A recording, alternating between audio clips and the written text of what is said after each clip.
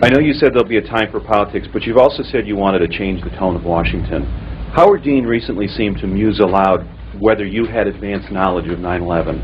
Do you agree or disagree with the RNC that this kind of rhetoric borders on political hate speech? Yeah. There's time for politics. And, you know, it's time for politics. And it's an absurd insinuation. In that case, sir, can I follow up on something unrelated? Yeah, please. Thank you, Mr. President. It's an honor to have you here. Thanks. I'm a first-year student in South Asia Studies. My question is in regards to private military contractors. The Uniform Code of Military Justice does not apply to these contractors in Iraq. I asked your Secretary of Defense a couple months ago what law governs their actions. Mr. I was going to ask him. Go ahead.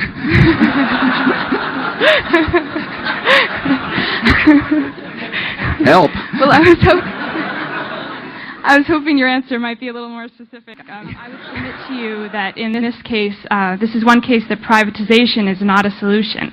And Mr. President, how do you propose to bring private military contractors under a system of law? Yeah, I appreciate that very much. I wasn't kidding.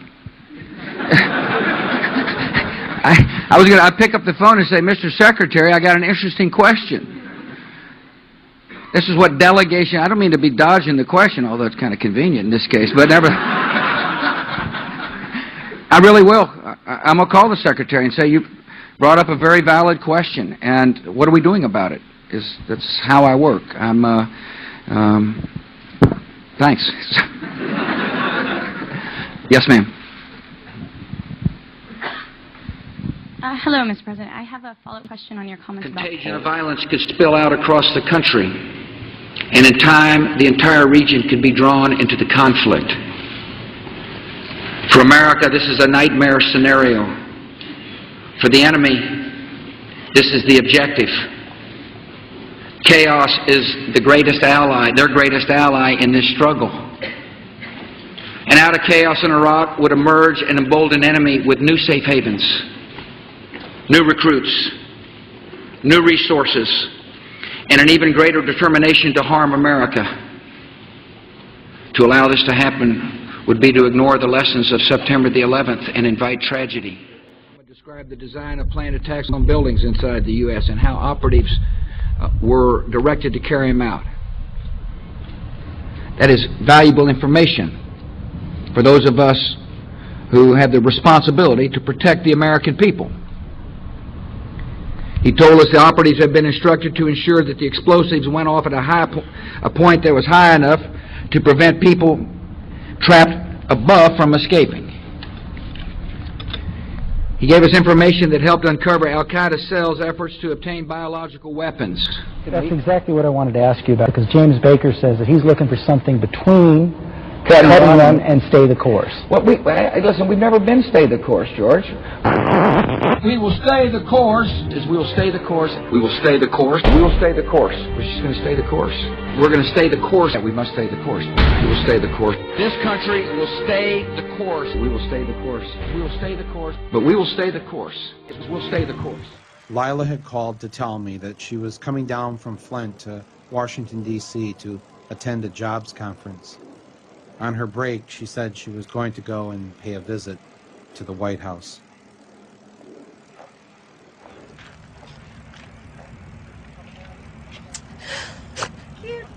Who's killed children? Iraqi children. My son killed. Kill my people in Spain. Yes. It's false lies. Kill people. Your children too. Yes, my son. There's business to do in Iraq now, and they killing all these young Americans. Yes. For what? For oil. Bush is a terrorist. No, he isn't. This is all Yes, stage. he is. He's a Bush of This is all Iraq. stage. He's the My Bush son. of Iraq. Where was he You killed? tell me, my son. Where was he It's killed? not a Bush is the stage. Bush of Where was he Iraq. killed? He Kill was my killed in people Karbala. Spain by lying. April 2nd is not a stage. My son is They dead. didn't have to go to war. There are a lot of they other didn't people, have to too. attack our people because of Bush.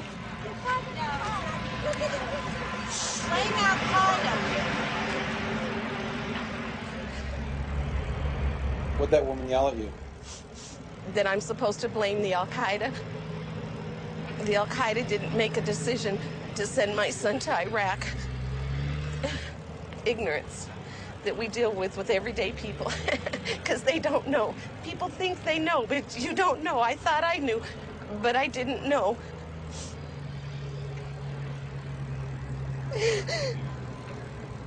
I need my son.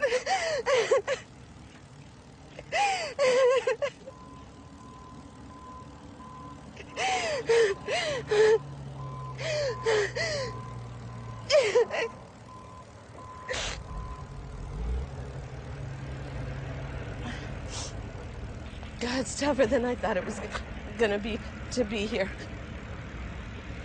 But it's freeing also, because I finally have a place to put all my pain and all my anger and to release it.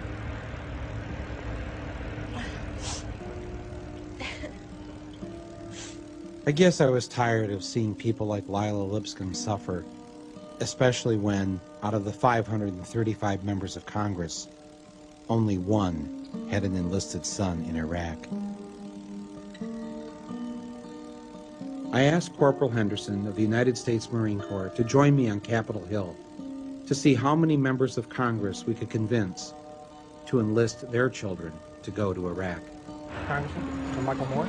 Hey, Michael, how are you doing? Good, I'm good, good. good. John Tanner. Yeah, I'm nice to meet you. Very nice to meet you. What y'all doing? Well, I'm here with Corporal Henderson, United States Marine Corps. Corporal, I was in the Navy years ago, 1968 to 72.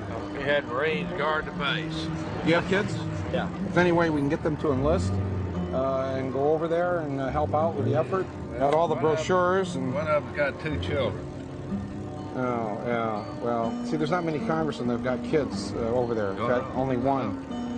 You know, so we just thought maybe, you know, you guys should send your kids there first. That's right. What do you think about that idea? I don't disagree with it. Oh, you don't? No. All right. Oh, good. Well, here, take some brochures then. Here, at least take a Marine brochure. I think, yeah. And pass it around. Yeah. Well, Encourage fellow members, you know, if they're for the war, to get behind it, you know, and send their own. thank you, man. Thank you, sir. Thank you very much. Congressman? Michael Moore. How you doing? Good, good. Trying to get members of Congress to get their kids to enlist in the Army and go over to Iraq. Congressman? Congressman? Congressman Castle. Congressman Castle. Congressman. Congressman. Congressman Doolittle. Michael Moore. I'm wondering if, is there any way to... Of course, not a single member of Congress wanted to sacrifice their child for the war in Iraq. And who could blame them? Who would want to give up their child? Would you? Would he? I've always been amazed that the very people forced to live in the worst parts of town, go to the worst schools, and who have it the hardest, are always the first to step up to defend that very system. They serve so that we don't have to. They offer to give up their lives so that we can be free. It is, remarkably, their gift to us. And all they ask for in return is that we never send them into harm's way unless it's absolutely necessary. Will they ever trust us again? He had used weapons. We know where they are. They're in the area around Tikrit and Baghdad and east, west, south, and north. There is a tie between Iraq and what happened on 9/11. The struggle can only end with their complete and permanent destruction. We wage a war to save civilization itself.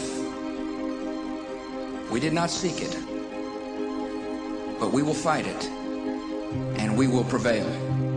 George Orwell once wrote that it's not a matter of whether the war is not real or if it is. Victory is not possible. The war is not meant to be won. It is meant to be continuous.